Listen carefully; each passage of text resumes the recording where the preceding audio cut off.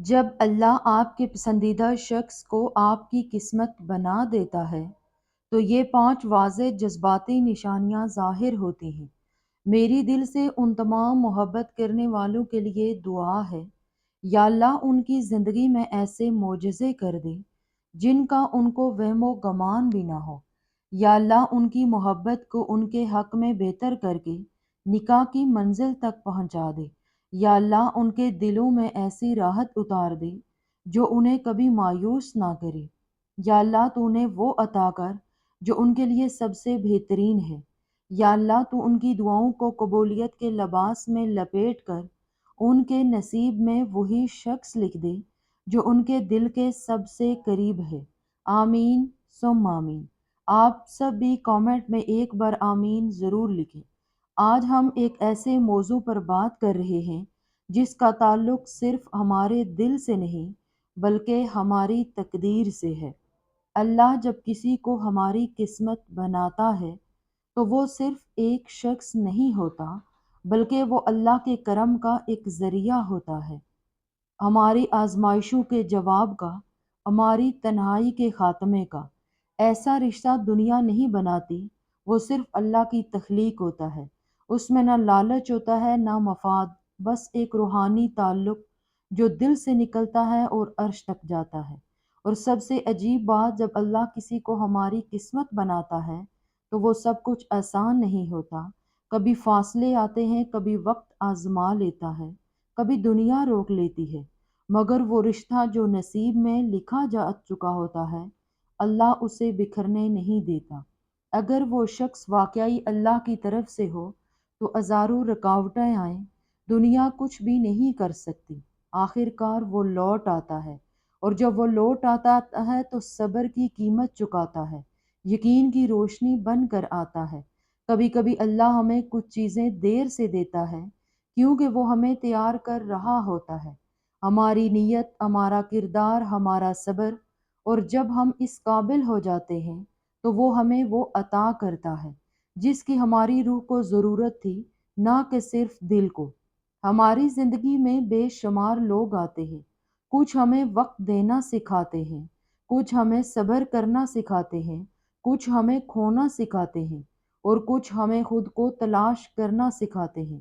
مگر پھر ایک دن اللہ کسی کو ہماری زندگی میں ایسے وقت پر بھیجتا ہے جب ہم خود کو ٹوٹا ہوا محسوس کر رہے ہوتے ہیں، جب دعا بھی بے جان لگتی ہے، جب آنکھیں تو نم ہوتی ہیں مگر دل خشک۔ اور پھر وہ شخص آتا ہے اور خاموشی سے ہماری زندگی میں شامل ہو جاتا ہے۔ نہ کوئی بڑا اعلان، نہ کوئی شور، بس ایک خاموش آمد۔ اور تب ہمیں محسوس ہوتا ہے کہ یہ وہی ہے جسے میں نے کبھی مانگا تھا، یا شاید میری دعاؤں میں اس کا ذکر تھا مگر الفاظ میں نہ آ سکا۔ یاد رکھیں، سچی محبت وہی ہے جو اللہ کی رضا کے ساتھ جڑی ہو، جو آپ کو گناہوں سے بچائے، جو آپ کو سجدے میں لے جائے، جو آپ کو دنیا نہیں آخرت کی طرف لے جائے۔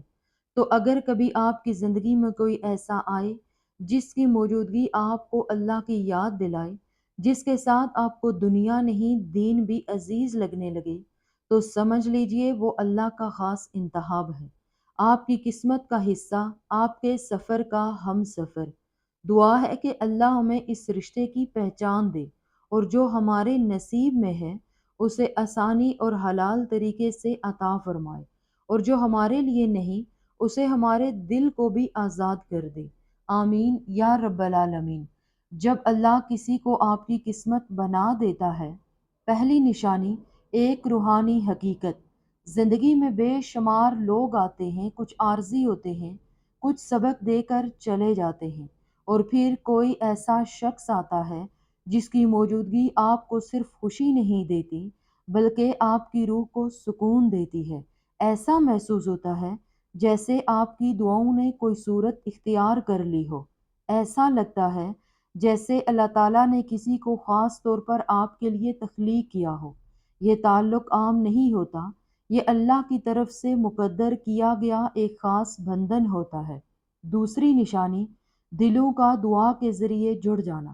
اگر کبھی آپ نے اس کے لیے بغیر کسی غرض سے دعا مانگی ہو اور پھر وقت گزرنے کے بعد جانا ہو کہ وہ بھی آپ کے لیے دعا گو تھا، تو سمجھ لیجئے کہ یہ تعلق صرف انسانی سطح کا نہیں رہا، یہ اب روحانی تعلق بن چکا ہے۔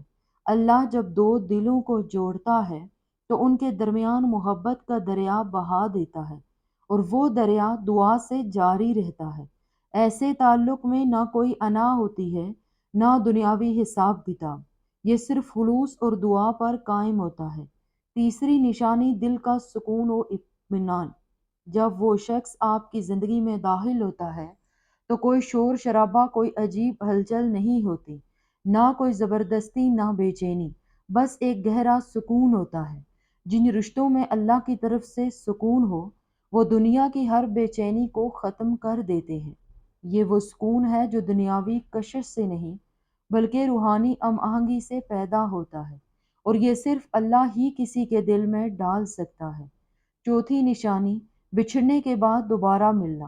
بعض اوقات حالات ایسے بنتے ہیں کہ وہ شخص آپ سے دور ہو جاتا ہے یا آپ خود پیچھے ہٹ جاتے ہیں، مگر وقت کے ساتھ اللہ ایسے اسباب بناتا ہے کہ آپ کا راستہ پھر اسی طرف لے جاتا ہے جو قسمت میں ہو۔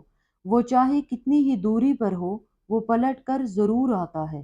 آپ حیران رہ جاتے ہیں کہ کیسے الگ الگ راستوں نے آپ کو دوبارہ ایک ہی موڑ پر لا کھڑا کیا ہے۔ یہ اللہ کی قدرت ہے، وہ جوڑے بناتا ہے اور جوڑتا بھی ہے۔